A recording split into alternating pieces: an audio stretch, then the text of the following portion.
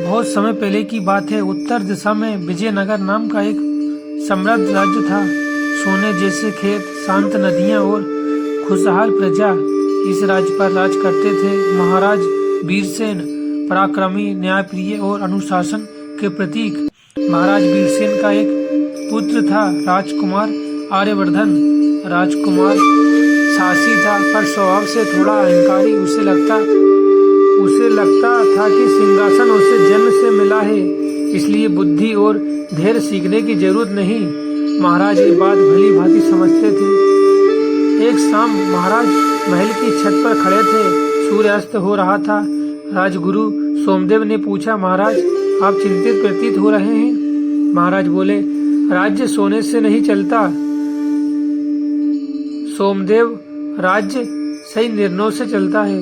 मुझे डर है कि मेरा पुत्र ताकत समझता है, सत्य नहीं। राजगुरु कुछ क्षण मौन रहे, फिर बोले, तो उसे सिंहासन से पहले जीवन का पाठ पढ़ाना होगा। महाराज की आंखों में चमक आ गई। अगले दिन महाराज ने राजसभा में घोषणा की, आज से राजकुमार आर्यवर्धन 1 वर्ष तक राज्य से बाहर रहेंगे। वे बिना पहचान, बिना सुविधा, आम नागरिक की तरह जीवन जिएंगे। सभा में खलबली मच गई। राजकुमार चौंक गया। पिताजी, ये अन्याय है। महाराज शांत स्वर में बोले, राज करना है तो पहले प्रजा बनना सीखो।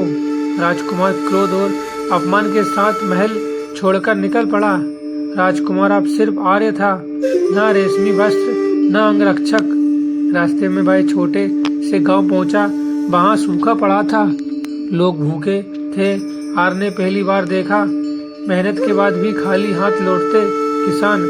एक वृद्ध किसान बोला, राजा दूर बैठा है, बेटा उसे हमारी भूख नहीं दिखती। ये शब्द आर्य के दिल में चुभ गए। एक दिन आर्य को खुद भूख लगी। उसके पास न धन था, न पहचान। वह एक ढाबे पर गया। मालिक बोला, काम करोगे तो खाना मिलेगा। राजकुमार, जिसने कभी पानी तक खुद नहीं भरा था, आज बर्तन मांज रहा था। थके हाथों से रोटी खाते हुए उसे समझ आया भूख का स्वाद क्या होता है। अगले नगर में उसने देखा कि एक स्थानीय सामंत गरीबों से जबरन कर वसूल रहा था। जो नहीं देता था उसे सजा मिलती। आर्य ने विरोध किया। सामंत हंसा, तू कौन होता है बोलने वाला। आर्य ने पहली बार डर को दबाकर सच के लिए आवाज उठाई। उसे जेल में डाल दिया गया। अंधेरी कोठरी में बैठा वह सोचता रहा, अगर मैं राजा होता तो क्या ऐसा होने देता। जेल से छूटने के बाद आर्य बदला हुआ था। उसकी आंखों में अब घमंड नहीं, समझ थी। वह जान चुका, राजा वही नहीं जो ताज पहनता है, राजा वह है जो कमजोर की ढाल बनता है। 1 वर्ष पूरा होते ही वह वापस विजयनगर लौटा।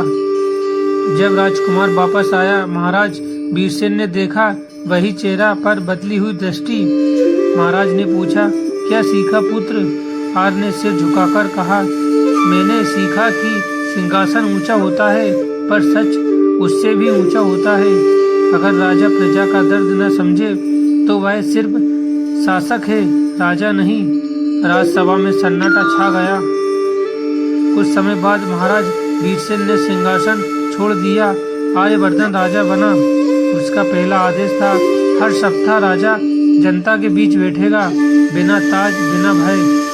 विजयनगर सच में स्वर्ण राज बन गया, धन से नहीं, न्याय से। कहानी की सीख, जो राजा जीवन नहीं समझता वह राज्य नहीं समझ सकता। शक्ति से राज होता है, पर न्याय से इतिहास बनता है।